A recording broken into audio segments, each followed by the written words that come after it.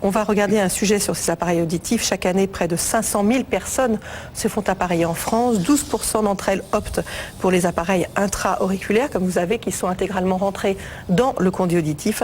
Ces appareils très petits et discrets sont aussi de plus en plus efficaces grâce aux progrès technologiques. Reportage Emmanuel Bonzé, Ivana Joriza.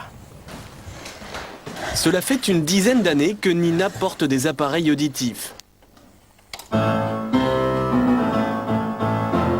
Après en avoir testé bon nombre, elle a récemment opté pour les intra-auriculaires. Ah, c'est un petit bijou. Quand je le mets dans l'oreille, au bout d'un certain temps, je l'oublie. Il est bien adapté.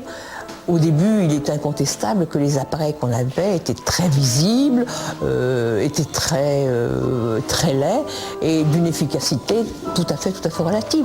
On augmentait le son, mais il n'était pas de bonne qualité. Chaque année, 40 000 de ces appareils sont fabriqués dans cet atelier de la région parisienne. Tout part du moulage de l'oreille réalisé chez l'audioprothésiste. Il est d'abord scanné pour obtenir en 3 dimensions la forme précise que doit avoir l'appareil. Les mesures sont ensuite envoyées à cette machine qui va réaliser un modelage en résine. C'est cette coque dans laquelle sera inséré le système électronique. Puis l'objet est minutieusement poli, peint avant d'être assemblé. Chaque geste est millimétré car l'appareil doit être parfaitement adapté au conduit auditif. L'espace qu'il y a entre l'extrémité de l'aide auditive et le tympan est très réduite et de ce fait, ce volume permet de corriger de manière très efficace avec très peu d'amplification. Donc une audition qui est beaucoup plus naturelle.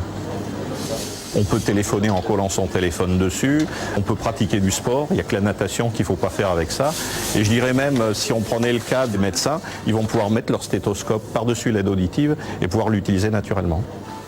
Si en 15 ans d'existence, les intra-auriculaires ont beaucoup gagné en discrétion, ils n'ont pas encore fait disparaître tous les problèmes d'audition de Nina.